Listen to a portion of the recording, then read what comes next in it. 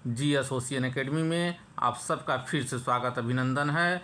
हमारा UP TGT PGT 2022 Hindi विषय के लिए प्रैक्टिस सेट चल रहा है। अद्भुत प्रश्नों का संग्रह जिसमें कठिन और सरल दोनों प्रश्नों को समावेशित किया गया है। 100% सफलता हमारे प्रैक्टिस सेट को करिए और हाँ, साथ में चैनल को सब्सक्राइब कर लीजिए, बेल आइकन को भी प्रेस कर लीजिए ताकि आपको वीडियो मिलता रहे। तो हमारा पहला प्रश्न है, खाद्य सामग्री जो यात्रा के समय रास्ते में उपभोग के लिए दी जाती है।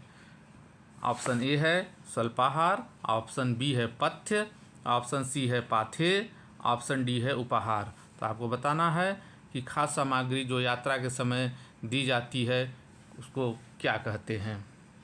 इसका सही आंसर है option C, Patheya.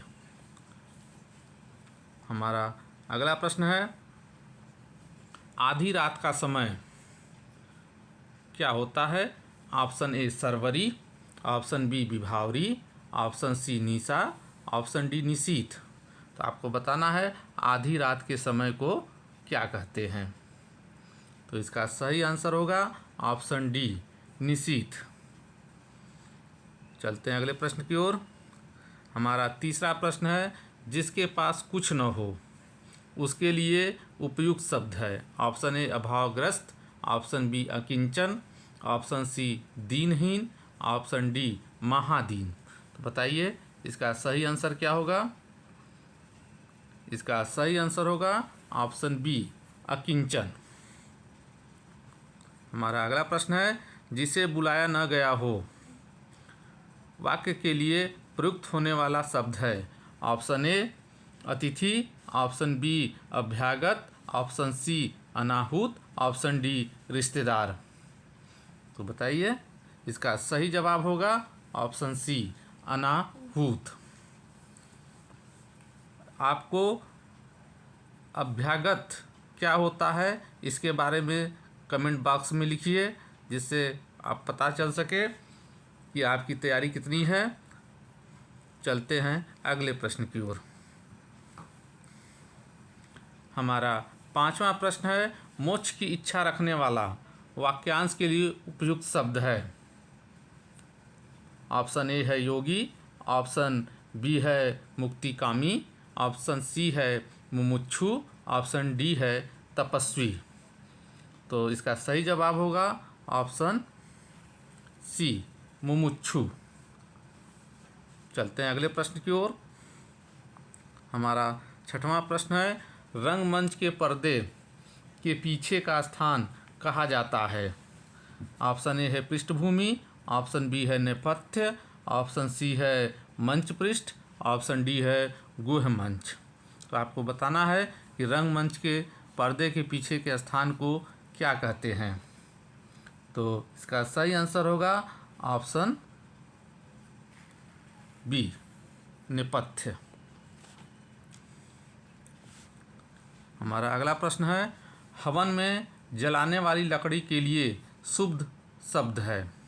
Option A हवन सामग्री, ऑप्शन बी वन काष्ठ, ऑप्शन सी शुष्क काष्ठ, ऑप्शन डी समिधा। बताइए हवन में जलाने वाली लकड़ी के लिए शुद्ध शब्द कौन सा है। इसका सही जवाब होगा ऑप्शन डी, समिधा। हमारा अगला प्रश्न है, दिशाएं ही जिनका वस्त्र है उन्हें कहा जाता है। ऑप्शन ए विश्वंभर, ऑप्शन बी दिकुपाल, ऑप्शन सी दिगंबर, ऑप्शन डी पैगंबर। तो बताइए दिशाएं ही जिनका वस्त्र है उन्हें कहा जाता है, इसमें कौन सा आंसर सही होगा। इसका सही जवाब है ऑप्शन सी, दिगंबर। चलते हैं अगले प्रश्न की ओर। हमारा नवां प्रश्न है, जिसका जन्म कन्या के गर्भ से हुआ हो उसे क्या कहते हैं। ऑप्शन ए कन्या पुत्र, ऑप्शन बी कानीन, ऑप्शन सी अवैध पुत्र, ऑप्शन डी कुमारी सुत। तो बताइए इसका सही जवाब क्या होगा। इसमें सरल और कठिन दोनों प्रश्नों का समावेश किया गया है।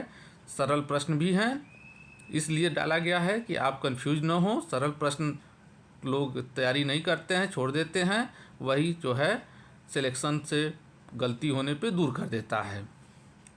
तो बताइए इसका सही आंसर क्या होगा? इसका सही आंसर होगा ऑप्शन बी, कानीन। चलते हैं अगले प्रश्न की ओर। हमारा अगला प्रश्न है, पेट की अग्नि के लिए शुद्ध शब्द है। ऑप्शन ए दवाग्नि, ऑप्शन बी बड़वाग्नि, ऑप्शन सी जठराग्नि, ऑप्शन डी मंदाग्नि। तो जानते भी होंगे, इसका सही आंसर है ऑप्शन सी, जठराग्नि। चलते हैं अगले प्रश्न की ओर।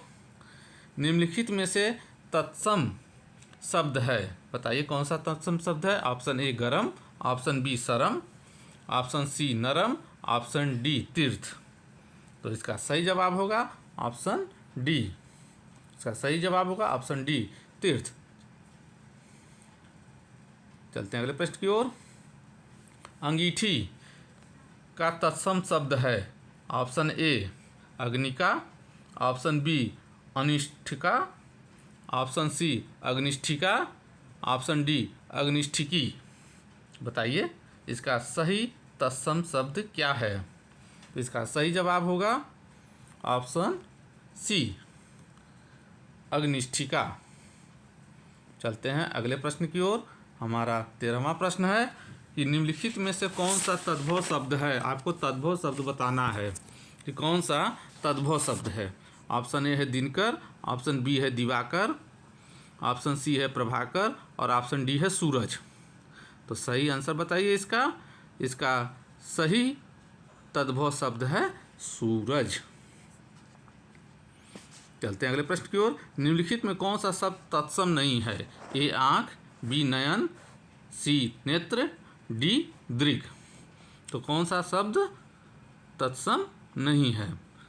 तो इसका सही जवाब होगा ऑप्शन ए, आँख। चलते हैं अगले प्रश्न की ओर। हमारा 15वां प्रश्न है, निम्नलिखित में तत्सम शब्द है। कौन सा तत्सम है? ऑप्शन ए कान, ऑप्शन बी जीभ, ऑप्शन सी मुख और ऑप्शन डी दांत। तो बताना है, तो इसका सही जवाब होगा ऑप्शन सी, मुख। चलते हैं अगले प्रश्न की ओर। निम्नलिखित में कौन सा शब्द तद्भव है? ऑप्शन ए मधुप, ऑप्शन बी मधुकर, ऑप्शन सी भ्रमर, ऑप्शन डी भंवरा। तो बताइए इसका सही जवाब होगा ऑप्शन डी, भंवरा। चलते हैं अगले प्रश्न की ओर। ब्रह्मा का पर्यायवाची नहीं है। ऑप्शन ए नारायण, ऑप्शन बी लोकेश, ऑप्शन सी विधि, ऑप्शन डी विधाता। तो बताइए ब्रह्मा का कौन सा पर्यायवाची नहीं है? तो इसका सही जवाब होगा ऑप्शन ए, नारायण। चलते हैं अगले प्रश्न की ओर। हल्दी शब्द का तत्सम है। ऑप्शन ए हरदी, ऑप्शन बी हरिद्रा, ऑप्शन सी हल्दिका और ऑप्शन डी हरद्रिका। बताइए, तो इसका सही जवाब होगा ऑप्शन बी, हरिद्रा। चलते हैं अगले प्रश्न की ओर। गेहूं शब्द का तत्सम है। ऑप्शन ए गोधूम, ऑप्शन बी गेहूं, ऑप्शन सी गेहूं और ऑप्शन डी गोधूम। तो बताइए गेहूं का सही तत्सम शब्द कौन सा है? इसका सही जवाब होगा ऑप्शन ए, गोधूम। हमारा अगला प्रश्न है, खंडहर का तत्सम शब्द है। कौन सा है? ऑप्शन ए खंडहर, ऑप्शन बी खंडघर, ऑप्शन सी खंडगृह, ऑप्शन डी खंडहर। तो बताइए इसका सही तत्सम शब्द कौन सा है? इसका सही जवाब होगा ऑप्शन सी, खंडगृह। अगले प्रश्न की ओर चलते हैं। वह श्रेष्ठ उपासक है में विशेष्य है। ऑप्शन ए वह, ऑप्शन बी श्रेष्ठ, ऑप्शन सी उपासक, ऑप्शन डी है। तो इसका आंसर बताइए। इसका सही जवाब होगा ऑप्शन सी, उपासक। चलते हैं अगले प्रश्न की ओर। हमारा 22वां प्रश्न है, भले और महान लोग उचित और संयमित व्यवहार करते हैं। उपरोक्त वाक्य में कितने विशेषज्ञ और विशेष्य हैं? ऑप्शन ए 2 विशेषण और 2 विशेष्य हैं, ऑप्शन बी 3 विशेषण और 2 विशेष्य हैं, ऑप्शन सी 4 विशेषण और 3 विशेष्य हैं, ऑप्शन डी 4 विशेषण और 2 विशेष्य हैं। तो बताइए इसका सही आंसर। तो इसका सही जवाब होगा ऑप्शन डी, 4 विशेषण और 2 विशेष्य हैं। भले और महान लोग उचित और संयमित व्यवहार करते हैं। इस वाक्य में भले प्लस महान प्लस उचित प्लस संयमित यानी सब टोटल 4 विशेषण हैं और लोग और प्लस व्यवहार यानी कि 2 विशेष्य हैं। चलते हैं अगले प्रश्न की ओर। यह गाय अधिक दूध देती है। उक्त वाक्य में अधिक विशेषण किसकी विशेषता बता रहा है? ए गाय की, बी दूध की, सी देने की, डी किसी की नहीं। तो बताइए इसका सही जवाब। इसका सही जवाब होगा ऑप्शन बी, दूध की। यह गाय अधिक दूध देती है, इस वाक्य में अधिक दूध की विशेषता बता रहा है। चलते हैं अगले प्रश्न की ओर। हमारा अगला प्रश्न है, विद्वान व्यक्ति पूज्य होते हैं में प्रयुक्त विशेषण है। ए सार्वनामिक विशेषण, ऑप्शन बी गुणवाचक विशेषण, ऑप्शन सी संख्यावाचक विशेषण, ऑप्शन डी परिमाण बोधक विशेषण। तो बताइए इसका सही जवाब क्या होगा?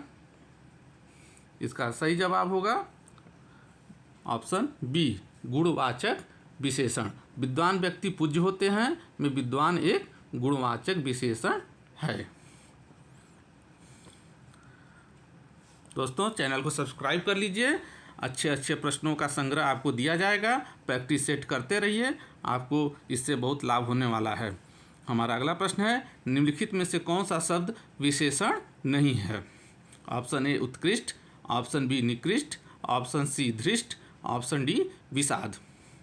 तो बताना है कि कौन सा शब्द विशेषण नहीं है। तो इसका सही जवाब होगा ऑप्शन डी, विषाद शब्द विशेषण नहीं है। निम्नलिखित शब्दों में से जो शब्द विशेषण नहीं है उसका उल्लेख कीजिए। Option A Sajjan, option B दुर्जन, ऑप्शन सी सुकुमार, ऑप्शन डी मानस। तो सही जवाब बताइए। इसका सही जवाब होगा ऑप्शन डी, मानस जो है विशेषण नहीं है। चलते हैं अगले प्रश्न की ओर। निम्नलिखित में कौन सा शब्द विशेषण नहीं है? ऑप्शन ए आगामी, ऑप्शन बी शांत, ऑप्शन सी काला, ऑप्शन डी तुम। तो इसका सही जवाब होगा ऑप्शन डी तुम। सरल प्रश्न है। चलते हैं अगले प्रश्न की ओर। हमारा 28वां प्रश्न है, विशेष शब्द है। ऑप्शन ए ललिता, ऑप्शन बी सुंदर, ऑप्शन सी लंबा, ऑप्शन डी लघु। तो बताइए कौन सा शब्द इसमें विशेष है? तो इसका सही जवाब होगा ऑप्शन ए ललिता। ललिता एक संज्ञा शब्द है जो विशेष्य के रूप में प्रयोग हो सकता है। हमारा अगला प्रश्न है, निम्नलिखित में विशेष्य पद है कौन सा? ऑप्शन ए उमा, ऑप्शन बी कालिमा, ऑप्शन सी मधुरिमा, ऑप्शन डी महिमा। तो बताना है आपको कौन सा इसमें विशेष्य पद है। तो इसका सही जवाब होगा ऑप्शन ए उमा। उमा जो है विशेष्य पद है। चलते हैं अपने लास्ट प्रश्न की ओर। निम्नलिखित में विशेषण पद है। ऑप्शन ए उपासना, ऑप्शन बी उद्गार, ऑप्शन सी आयतलोचना, ऑप्शन डी वंदना। तो बताइए इसमें कौन सा विशेषण पद है? इसका सही जवाब होगा ऑप्शन सी आयतलोचना एक विशेषण पद है। धन्यवाद दोस्तों, चैनल को देखते रहिए और लाइक सब्सक्राइब कर लीजिए। धन्यवाद। मिलते हैं अगले वीडियो में नए प्रश्नों का संग्रह के साथ, जिसे आपको बहुत ही एग्जाम में फ़ायदा होने वाला है। धन्यवाद।